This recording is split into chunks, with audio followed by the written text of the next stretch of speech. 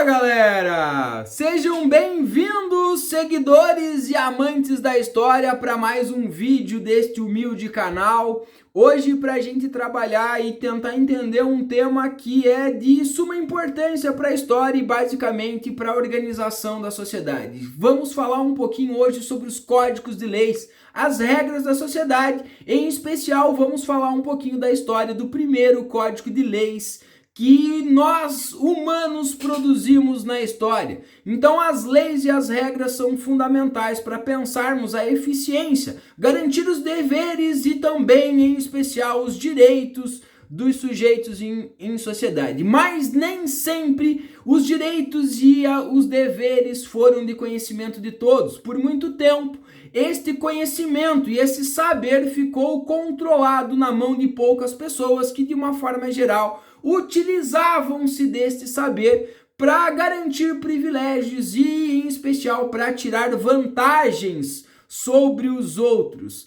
Até, basicamente, o início do primeiro grande império babilônico, quando um dos grandes reis desse primeiro império, então, materializou o primeiro código de leis da história.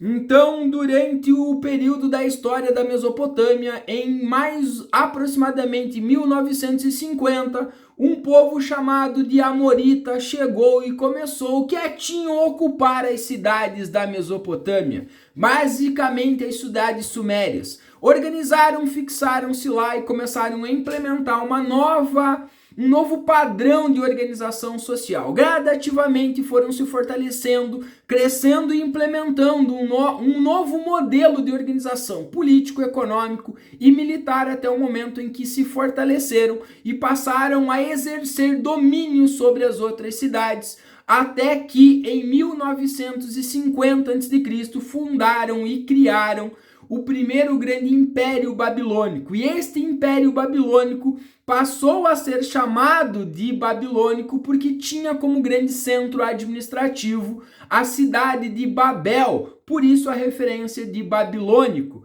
E entre os grandes reis que governaram esse império, destaque para a figura do rei Hammurabi, que governou esse primeiro império entre 1792 e 1750. Hammurabi ficou marcado na história pela sua grande capacidade, tanto política, de produzir essa unificação, de organizar eficientemente esse império, e também como a sua grande habilidade militar, porque durante esse momento ele exerceu domínio basicamente sobre todas as cidades da Mesopotâmia, que passam a todas elas estar subjugados aos seus mandos. E pensando nessa eficiência, nessa organização política, o rei Hammurabi então fez algo literalmente histórico para as sociedades, para a organização política e social da história. Ele materializou o primeiro código de leis, usou uma estela de pedra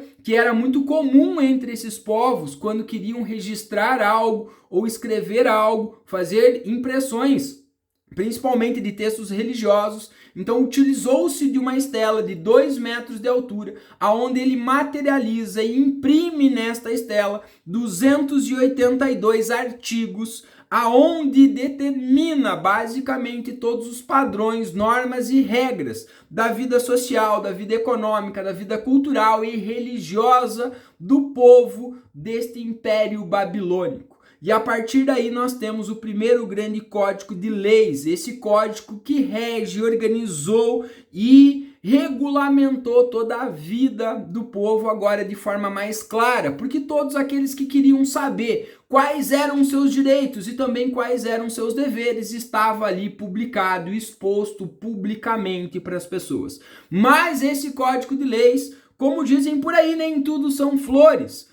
Neste código de leis, então, também tinha as punições de acordo com o crime, suas regras, aquilo que você tinha direito e que você tinha deveres, mas todas essas questões estavam ligadas também ao status social que você tinha. Então, dentro daquela piramidezinha social, dentro das relações da organização social, quanto mais no topo da pirâmide, mais privilégios você tinha, e caso você cometesse um delito, mais leve seria a sua pena. E, em contrapartida, quanto mais abaixo da base da pirâmide social, maior seria a sua pena e também maior seriam os seus deveres. Por isso a gente chama esse código, ele foi baseado na lei de tabelião, ele pressupunha já, a partir do crime que você cometeu, a sua pena, né? Então, olho por olho, dente por dente é a maior expressão, mas dependendo da posição social que você tinha nesse momento. Então, o Código de Hammurabi marca literalmente um fato histórico, porque os povos, a partir